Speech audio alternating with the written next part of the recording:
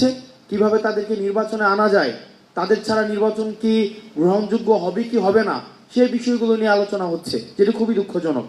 আমরা এই বিষয়টির সমাধান 5ই অগাস্ট করেছি এবং মানুষ 5ই অগাস্টই রায় দিয়েছে, এবং একটা দল কতটা জনবিবর্জিত হতে পারে যার ফলে সেক্ষেত্রে তাকে দেশ ছেড়ে পালাতে হয়। আমরা যখন মিডিয়াতে দেখি, আমরা কিন্তু দেখি যে সাবেক প্রধানমন্ত্রী দেশ ত্যাগ করেছেন এভাবে লেখা হয়, কিন্তু আসল সত্যটা হচ্ছে উনি দেশ থেকে পালিয়েছেন।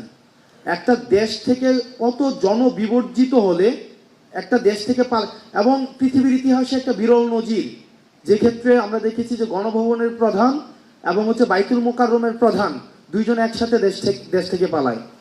এখন আমরা ওই যে স্বৈরতান্ত্রিক ব্যবস্থা, আপনারা সিদ্ধান্ত নেবেন ওই ফাইটটার দিকে কি এই প্রজন্মকে আবার আমাদেরকে ঠেলে দিবেন কিনা, যে আজকে আপনারা সিদ্ধান্ত নেন আগামী 20 বছর পর আবার এই আওয়ামী কোশ্চেনের সাথে কি আমাদের ডিল করতে হবে কিনা, আজকে 30 বছর পর এই আওয়ামী কোশ্চেনের সাথে আবার আমরা ডিল করবো কিনা, নাকি এটা সমাধান আমরা 5ই অগাস্ট যেটা জনতা সিদ্ধান্ত দিয়েছে, ছাত্র নাগরিক সিদ্ধান্ত দিয়েছে যে বাংলাদেশের এই ভূখণ্ডে আওয়ামী লীগ অপ্রাসঙ্গিক, এটাকে ধরেই আমরা পরবর্তী বাংলাদেশ বিনির্মাণ করব। এই সিদ্ধান্তটা এই ফোরাম থেকে আসতে হবে। আমরা দেখছি যে ইলেকটোরাল প্রসেসের মধ্য দিয়ে আমরা যাচ্ছি, ইলেকটোরাল একটা ডেমোক্রেটিক ট্রান্সফরমেশনের দিকে যাচ্ছি। এই সাথে সাথে কিছু অপ্রত্যাশিত ঘটনাও ঘটছে, যেমন আওয়ামী লীগের যেহেতু একটা সেট আপ রয়েছে, এগুলো দুঃখজনক, এগুলো হচ্ছে মাঝে মাঝে আমরা হচ্ছে ইউফেমিস্টিকভাবে এগুলো এড়িয়ে যাই। আমরা একটা ডেমোক্রেটিক একটা সোসাইটিতে ইউফেমিস্টিকভাবে এড়িয়ে যাই। যেমন ইলেকটোরাল প্রসেসে আমরা আওয়ামী লীগকে নিয়ে আসতে চাই, কারণ হচ্ছে আওয়ামী লীগের যেহেতু একটা সেট আপ আছে, তাদের একটা ভোট ব্যাংক আছে, তাদের একটা বিজনেস একটা কমিউনিটি আছে, তাদের কালচারাল একটা হচ্ছে কালচারাল একটা সোসাইটি আছে। তো এই জায়গাতে আমি যদি আওয়ামী লীগকে কোনোভাবে আমার কাছাকাছি নিয়ে আসতে পারি, আওয়ামী লীগের কাছে যদি আমি একটু সিম্প্যাথেটিক মানে একটু যদি ইতিবাচক একটা ভাবনা দিতে পারি, তাহলে আওয়ামী লীগের ভোটটা, রেডিমেড ভোটটা আমি পাওয়া যাই। তো এই কারণে দেখতে পাচ্ছি অনেক রাজনৈতিক দলের মধ্যে বা আমাদের নিজেদের মধ্যেও এক ধরনের আওয়ামী প্রীতি তৈরি হচ্ছে, যেটি একটি জাতির জন্য পরবর্তীতে আমি মনে করি যে আমাদের এই প্রজন্মকে আবার একটা এন্ডলেস কনফ্লিক্টের দিকে ঠেলে দেওয়া হবে। সুতরাং আমরা আমাদের জায়গা থেকে বৈষম্যবিরোধী ছাত্র আন্দোলন এবং এই প্রজন্ম, আমরা একটা জায়গায় আজকে যখন ডিসকাশন আমি পুরোটা সময় শুনছিলাম, আমরা একটা বিষয় মনে হয় আমরা অ্যাভয়েড করছিলাম, আমরা একটা জেনারেশনাল কনফ্লিক্টের মধ্যে রয়েছি।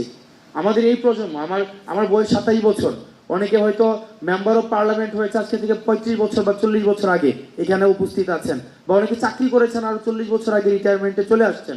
আমার বয়স সবে 27।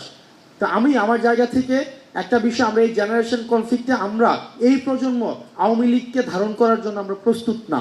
এখন আপনারা যদি আবার আমাদেরকে চাপিয়ে দেন যে আওয়ামী লীগকে, তাহলে এটা কিন্তু এক ধরনের এটা একটা ভমিটিং হবে, এবং এটার বার্ডেন, এটার দায়ভার আমরা আমাদের যারা পূর্ববর্তী প্রজন্ম আছে, অভিজ্ঞ প্রজন্ম আছে, রাজনৈতিক প্রজ্ঞা, রাজনৈতিকভাবে যারা বিচক্ষণ, তাদেরকেই কিন্তু আমরা সবসময় এই এলিগেশনটা দিয়ে যাব।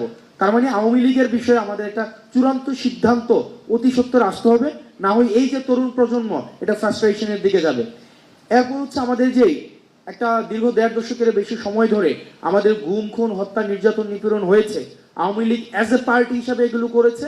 আমরা চাই এগুলোর বিচারটা ভিজিবল হোক, তাত্ত্বিক জায়গা থেকে এই জায়গাটা দৃশ্যমান হোক, যাতে করে ট্রাস্ট বিল্ডিংটা হয়। এই যে গুম, খুনের, গণহত্যার যে বিচারটা, এটা যেন খুব দ্রুততম হয়। এটাকে প্রায়োরিটি বেসিস যদি করেন, তাহলে আমাদের এই যে তরুণ প্রজন্মের কাছে যে কমিটমেন্টটা রয়েছে, এই কমিটমেন্টটা আমরা সেটার বাস্তবায়ন ঘটাতে পারি। আর সর্বশেষ যেটা হচ্ছে যে আমরা এটাকে টার্মিনোলজিতে যেটাই বলি না কেন, বিপ্লব বলি, এটাকে হচ্ছে গণ অভ্যুত্থান বলি, এটা তাত্ত্বিকতার জায়গা, এটা তাত্ত্বিকটা নির্ধারণ করবে যে বিপ্লব বা গণ অভ্যুত্থান যে বিষয়টা। কিন্তু আমরা যেটাকে এক্সপিরিয়েন্স করেছি, আমরা মনে করি এটার একাডেমিক এবং এটার অ্যাডমিনিস্ট্রেটিভ, ইনস্টিটিউশনাল এটার অ্যাকনোলেজমেন্ট প্রয়োজন। এই ইনস্টিটিউশনাল অ্যাকনোলেজমেন্ট যদি না হয়, পরবর্তীতে দেখা যাবে রাজনীতির সুবিধার্থে এটাকে ডিজোন করার একটা প্রবণতা আবার আসতে পারে। সেই জন্য জুলাইয়ের যে ঘোষণাপত্র, এই জুলাইয়ের ঘোষণাপত্রটা এটা আপনারা উদ্যোগ নিয়ে এটা হচ্ছে বাস্তবায়ন করবেন, এটা আমাদের এই প্রজন্মের প্রত্যাশা।